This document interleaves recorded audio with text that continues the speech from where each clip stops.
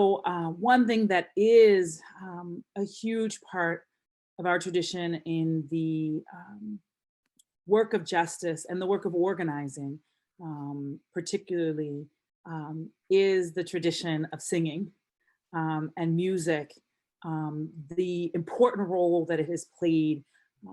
So everything from the music that was sung in the fields and slave fields, as people would use music to pass messages, particularly along the Underground Railroad. Many of those songs survive to this day. There are songs that I was taught as a child. I went to an Afrocentric preschool that was part of my church, and I remember from a very early age learning about Harriet Tubman, learning about the sort of enduring, not just influence, but spirit that is in many of our songs. And it's a real challenge. I do want to note that in this moment, as we face a time in which younger generations also would like to see some shifts in the church, and music being sometimes a part of where folks don't always have exact agreement around what to keep and what to transition. But I do know that spirituals, songs like Wade in the Water, are an important part. I also think from a justice perspective, yes, we do work and we fight for justice, but as Black people, justice has also been denied. There is also a way in which we recognize that the full justice we deserve may not be realized in this plane, in this life, and in this existence, because ancestors died not getting to see the fullness of the vision. And so that music tradition is used in protests, but also often deeply used and tapped into as a place of comfort. And so I thought I would share quickly one song that my grandmother would sing. It's fairly well known in the tradition. And the song says, "I don't feel no ways tied. I've come too far from where I started from. Nobody told me the road would be easy, and I don't believe you've brought me this far to leave me. No, I don't believe you've brought me this far to leave me." And so in many ways, some of the challenge of the tradition is, how do we keep fighting for, working for, moving towards the justice that we believe God would have for us? How do we do that in light of the fact that so often those who deny us that justice come out of the same theoretical religious tradition from which we come? How do we live with the fact that some of that justice may never be in our lifetime? And so I think that the passing down of these songs from one generation to the next is also a part of the passing on of the torch from one generation to the next. And what I would say I am reclaiming, because I think that many in our communities have lost this.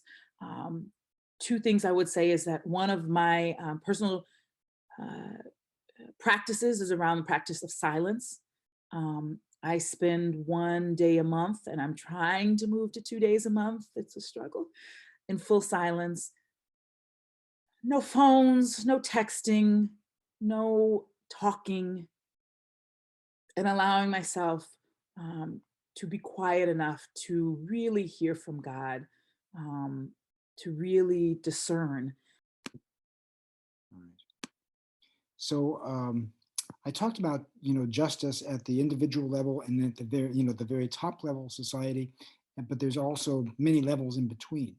And the a Baha'i practice, which relates to one of the grassroots levels in between, is called consultation. So consultation is a group decision-making process. It's a non-adversarial process. And the way you might describe consultation is that it's kind of what justice looks like at the grassroots. It's a process of people working together in a spirit of service, really to investigate the truth and to find the best solution to a problem. So the Baha'i Faith has no clergy. So instead of having a priest or a minister carry out pastoral functions, Baha'i communities will elect a governing council every year, a so-called local spiritual assembly, and the local assemblies use this process in their decision making. And so the first thing about consultation is that it starts with prayer. It's conducted in a very spiritual atmosphere. And the second sort of condition is the participants are really building relationships of love and respect, right? So they're in this together, what they're doing.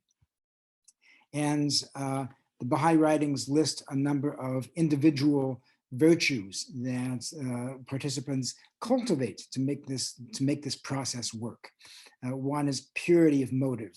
The purpose of consultation is for people to work together in service to the community. And so if you enter the process with ulterior motives, that frustrates that purpose. A number of virtues just relating to a spiritual orientation. So the Abdu'l-Baha uses the terms radiance of spirit and attraction to the divine fragrances. And the other virtues are detachment, being detached from self-centered motives. Humility is an important one, a sense of servitude, a sense of service, patience, and long suffering. So those are the kinds of virtues that have to be cultivated. So the process of consultation starts with, once this atmosphere of prayer is established, the process starts with thorough and impartial fact-finding.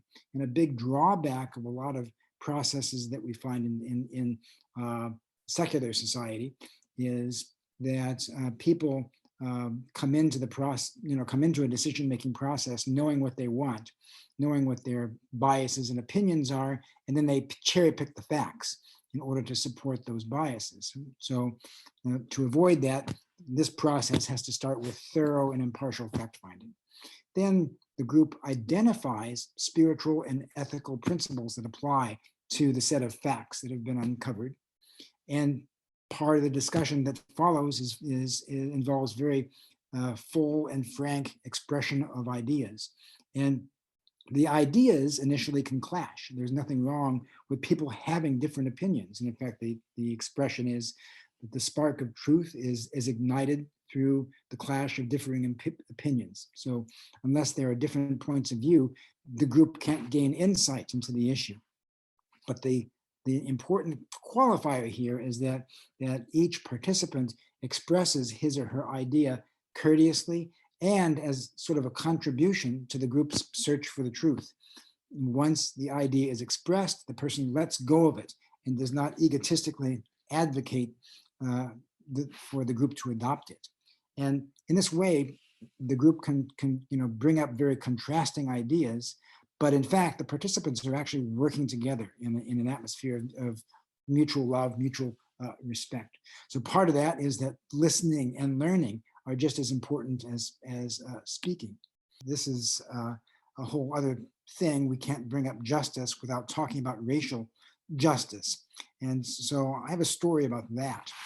I grew up in a white upper middle class suburb in Indianapolis, and I lived a sheltered life, you might say, in terms of exposure to any kind of diversity. So it was a very homogeneous neighborhood, few, if any, opportunities to meet people who did not look like me. And I was already 6 years old when I first remember seeing a Black man. And we were in the parking lot of our church getting ready to drive home. And I saw this guy and I exclaimed to my parents, "Look, that man has a brown face." Now, my mother, undoubtedly with the best of intentions, right, said, "Shh, you might hurt his feelings." And just an illustrative story.